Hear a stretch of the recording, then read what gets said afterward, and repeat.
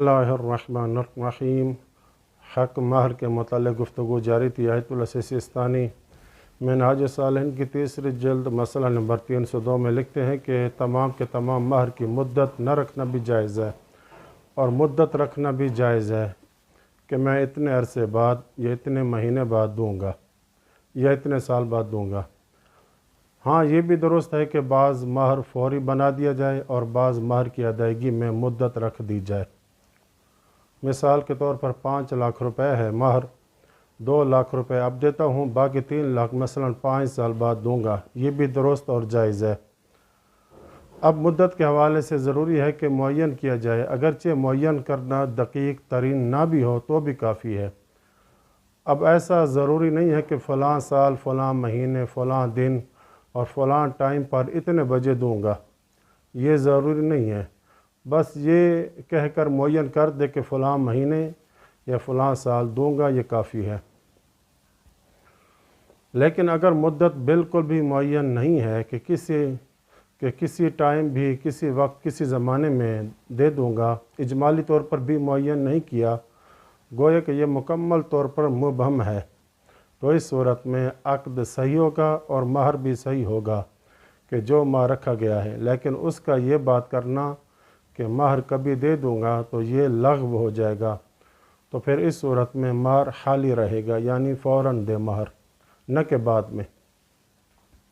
मसला नंबर 303 में लिखते हैं कि महर को बीवी के हवाले करना वाजिब है शोहर पर, और शोहर इस महर का ज़ामिन रहता है यहाँ तक कि महर बीवी के हवाले न कर दे।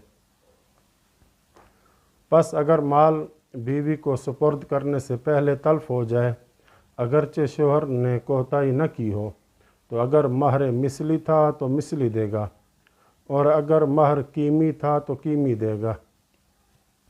मिसली यानी पैसा है या सोना वगैरह है, कीमी यानी जानवर वगैरह हो। अब फरमाते हैं कि अगर महर किसी अजनबी शख्स के फ़ेल से ज़ाया हुआ हो तो बीवी को शोहर की तरफ रजू करने और अजनबी शख्स की तरफ रजू करने का इख्तियार है।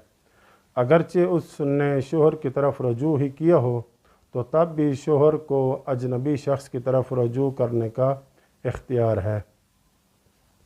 मसला नंबर 305 में लिखते हैं कि ख़ातून के महर में ऐब और नक्स पैदा हो जाए महर को कब्ज़े में लेने से पहले। तो यहाँ पर आयतुल सिस्तानी फरमाते हैं एहतियात वाजिब है कि मियाँ बीवी आपस में मुसालहत करेंगे।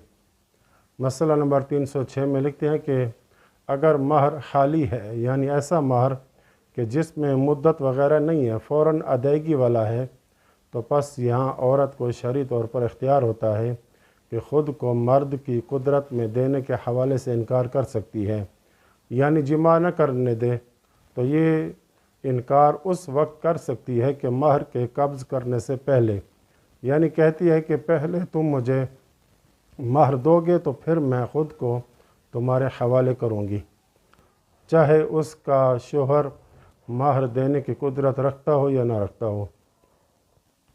लेकिन अगर इस औरत ने एक दफ़ा भी शोहर को अपने ऊपर कुदरत दे दी, यानी जिमा कर लिया, तो फिर इसके बाद औरत को हक़ नहीं रहता कि फिर शोहर को जिमा करने से रोके, यानी इस औरत के पास शुरू से इख्तियार रहता है कि इनकार करे, जिमा न करने दे, फिर तो ठीक है। लेकिन अगर एक दफ़ा भी कुदरत दे दे, फिर ये इख्तियार वाला ऑप्शन ख़त्म हो जाएगा कि तुम महर दोगे तो मैं जिमा करने दूँगी, वरना नहीं, तो ये इख्तियार ख़त्म हो जाएगा।